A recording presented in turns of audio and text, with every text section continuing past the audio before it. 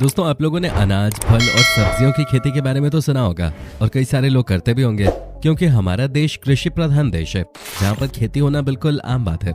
लेकिन हम आज आपको एक ऐसी हैरान करने वाली जगह के बारे में बताएंगे जहाँ किसी और चीज की नहीं बल्कि खतरनाक सांपों की खेती की जाती है। जी हाँ, जिन सांपों को देखकर हम 4 कोस की दूरी बना लेते हैं, उन्हीं सांपों को यहाँ के लोग पालते हैं। और ये कोई और नहीं बल्कि चाइनीज लोग हैं जो सांपों की खेती करके करोड़ों का बिजनेस करते हैं। अब ये कैसे होता है और क्यों होता है और किस लिए चाइना के लोग ऐसा करते हैं, चलिए जानते हैं। दोस्तों, चाइना के जिसिक्युआओ नामक गांव के लोगों ने सांपों की खेती करके इतना पैसा कमाया है जितना आप सोच भी नहीं सकते। गांव में रहने वाले लोगों का मुख्य स्रोत स्नेक फार्मिंग ही है, जिस वजह से इस गांव को स्नेक विलेज के नाम से भी जाना जाता है। पूरी दुनिया में सांपों की खेती के लिए मशहूर इस गांव में आपको लगभग हर घर में सांपों की खेती करने वाले लोग देखने को मिल जाएंगे। ये लोग घरों में भर भर के सांप रखते हैं। इस गांव की आबादी लगभग 1000 है और यहाँ रहने वाला हर शख्स औसतन करीब 30,000 सांपों को पालता है। इससे आप अंदाजा लगा सकते हैं कि यहाँ पर हर साल करीब करोड़ों की संख्या में सांपों की खेती की जाती है। अब अगर आप सोच रहे हैं कि यहाँ पर केवल दिखावटी सांप होते हैं जिनके अंदर जहर बिल्कुल भी नहीं होता, तो ये बहुत बड़ी गलतफहमी है, क्योंकि यहाँ पर पाले जाने वाले सांपों में एक से बढ़कर एक खतरनाक सांप मौजूद है। फिर चाहे वो एक डंक से 20 लोगों को ढेर कर देने वाला कोबरा हो या फिर अपने जहर से लोगों को कुछ ही मिनटों में पागल कर देने वाले पाइथन और वाइपर सांप हो। इन सांपों के अलावा भी कई सारे खतरनाक सांप शामिल होते हैं। इन सब चीजों को जानने के बाद तो आप समझ ही गए होंगे कि ये गाँव कितना ज्यादा खतरनाक है। और इससे भी ज्यादा खतरनाक बात तो यह है कि यहाँ बच्चा पैदा होता है तो खिलौनों के साथ नहीं बल्कि सांपों के साथ खेलता है, क्योंकि जाहिर सी बात है घर में जब लाखों की संख्या में सांप होंगे तो कोई भी उनसे दूर नहीं रह सकता, फिर चाहे वो छोटा सा बच्चा ही क्यों ना हो। चाइना के इस गांव में सांपों से लोगों को बिल्कुल भी डर नहीं लगता, या फिर कह लीजिए कि ये लोग सांपों को अपना दोस्त समझते हैं। और तो और सांप इनके कर्ता धर्ता होते हैं, और जिस तरह हमारे किसान भाई अनाज की पूजा करते हैं, ठीक उसी तरह इस गांव में रहने वाले लोग सांपों की पूजा करते हैं। आप सोच रहे होंगे कि क्यों यहाँ के लोग सांपों को इतनी बड़ी संख्या में पालकर अपनी जान का जोखिम लेते हैं। तो दोस्तों, इस गांव में सांपों को इसलिए पाला जाता है क्योंकि ये लोग सांपों के मांस और शरीर के अन्य अंगों को बाजार में बेच सकें। और सिर्फ इतना ही नहीं, सांप का जहर भी बाजार में बहुत ही महंगा बिकता है।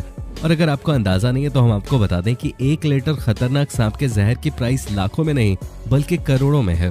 और जो सबसे खतरनाक सांप का जहर होता है उसके 1 लीटर का प्राइस 3.5 करोड़ रुपए है। मतलब सोने से भी महंगा मिलने वाला सांपों का ये जहर इनकी खेती करने वाले लोगों को मालामाल कर देता है। और जहर तो छोड़िए, चाइना में सांप के मीट की इतनी ज्यादा डिमांड है कि क्या बताएं। हाँ, भले ही इस गांव के लोग सांपों की पूजा करते हो, लेकिन बाकी पूरे चाइना के लिए सांप केवल उसी तरह है जिस तरह हमारे लिए पनीर की सब्जी है। जिस तरह हम पनीर से पनीर के पकौड़े से लेकर मटर पनीर, पालक पनीर और न मालूम क्या क्या बनाते हैं, ठीक उसी तरह ये लोग न सिर्फ सांप के मीट की सब्जी बनाकर खाते हैं बल्कि उसका सूप भी पीते हैं। और दोस्तों, सांपों के शरीर के अंग दवाई बनाने के लिए भी बहुत ही ज्यादा उपयोगी साबित होते हैं। फिर चाहे मर्दाना ताकत बढ़ाने वाली दवाइयाँ हो या फिर कैंसर को ठीक करने वाली दवाइयाँ, ये सब कुछ सांपों के जहर से बनाया जाता है। और इसीलिए यहाँ के लोग इतनी बड़ी संख्या में सांपों की खेती करते हैं। चाइना के इस गांव में 1-2 नहीं बल्कि पूरे 100 स्नेक फार्म्स हैं। जी आपने बिल्कुल सही सुना, 100 स्नेक फार्म्स। दोस्तों, लकड़ी और शीशे के बक्सों में इन सांपों को पाला जाता है। जब सांपों के बच्चे अंडों से निकलकर बड़े हो जाते हैं तो उन्हें एक जगह से दूसरी जगह ले जाने के लिए प्लास्टिक के थैलों का प्रयोग किया जाता है। सांपों को बुचड़ खाने ले जाने से पहले इनके जहर को निकाला जाता है और फिर इनका सर काट दिया जाता है। जब सांप का सर काटने के बाद वो मर जाते हैं तो उनका मीट निकालकर अलग कर दिया जाता है और फिर चमड़े को अलग करके धूप में सुखाया जाता है। दोस्तों, जहां इन सांपों के मीट का प्रयोग खाने और दवा बनाने के काम आता है, तो वहीं सांप के चमड़े का इस्तेमाल बैग या फिर बेल्ट वगैरह बनाने में किया जाता है।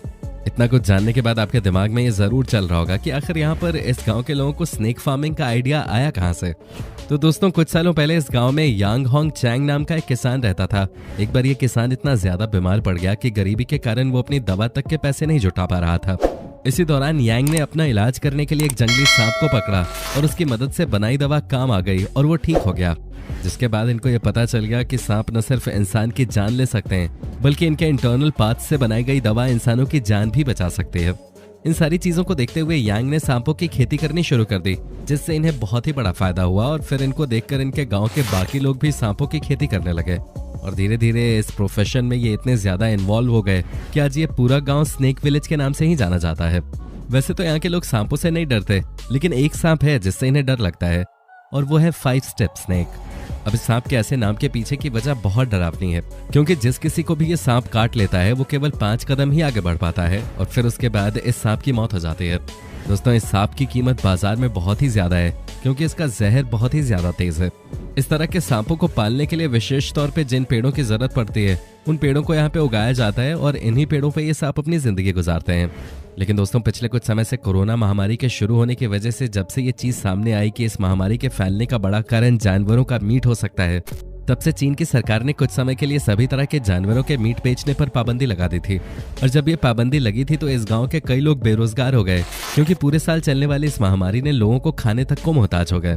हजारों लोगों की जनसंख्या वाले इस गांव के अधिकतर लोग पैसों की तंगी की वजह से बेहाल थे, क्योंकि उन्हें सांपों की खेती के अलावा और कुछ नहीं आता था और सरकार ने जानवरों के मीट के कारोबार को पूरी तरह से बंद करवा दिया था। इसलिए ये लोग बहुत ही ज्यादा लाचार हो गए थे। हालात तो ये भी आ गए थे कि इन्हें चोरी छुप के सांपों की तस्करी करनी पड़ रही थी। हालांकि अब कहानी बदल चुकी है, वापस से चाइना में सब कुछ नॉर्मल हो गया है। फिर से वहाँ की मीट मार्केट खुलने लगी है और जमकर लोग वहाँ से खरीदारी कर रहे हैं।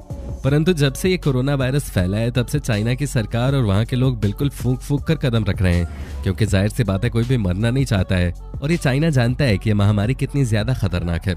इसलिए वहाँ की सरकार जानवरों के इतने बड़े कारोबार को रोकना चाहती है ताकि चाइना में जानवरों को लेकर संवेदनशीलता बढ़े और लोग उनकी जिंदगी पर भी ध्यान दें। क्योंकि अगर वो स्वार्थी होकर जानवरों को इसी तरह मारते रहेंगे तो वो दिन दूर नहीं जब वहाँ के लोगों को जानवरों का मीट खाने के लिए दूसरे देशों से जानवर मंगवाने पड़ेंगे। क्योंकि चाइना में तो मगरमच्छ से लेकर सांप और कुत्ते से लेकर बंदर तक हर तरह के जानवर का मीट खाया जाता है। यानी कि ये लोग किसी भी जानवर को नहीं छोड़ते। ऐसे में जिस हिसाब से ये जानवरों को अपना भोजन बना रहे हैं, उससे ये बात तो तय है कि ये प्रकृति के साथ छेड़छाड़ कर रहे हैं। दोस्तों, वो जमाना गया जब हम इंसान शिकार करके अपना पेट भरते थे। अब हमारे पास ऐसे बहुत से विकल्प हैं जिसमें हम बिना किसी जानवर की जिंदगी को नुकसान पहुंचाए एक अच्छा और स्वस्थ जीवन जी सकते हैं। लेकिन ये बात चाइना के लोगों की मोटी बुद्धि में घुसती ही नहीं है। उन्हें तो दूसरे जानवरों को नुकसान पहुंचाकर ही खुशी मिलती है, फिर चाहे वो कोई दूसरा मासूम सा बेजुबान जानवर ही क्यों ना हो। हम ऐसा बिल्कुल नहीं कहते कि केवल चाइना में ही जानवरों के मांस को बेचा और खरीदा जाता है, क्योंकि हमें ये बात बहुत अच्छे से पता है कि ये कारोबार पूरी दुनिया में है और ये हमारे भारत में भी होता है। लेकिन दुनिया में हर जगह जानवरों का सेवन एक सीमित मात्रा में होता है और जानवरों के साथ लोग संवेदनशीलता के साथ पेश आते हैं। लेकिन चाइना के लोग इसे असीमित मात्रा में इस्तेमाल करते हैं और जैसे वो उसको ट्रीट करते हैं, उसी का नतीजा है कि आज हम ये महामारी झेल रहे हैं। क्योंकि अगर ये वायरस चमगादड़ से आए तो दुनिया में इसे फैलाने का सबसे बड़ा जिम्मेदार चाइना ही है।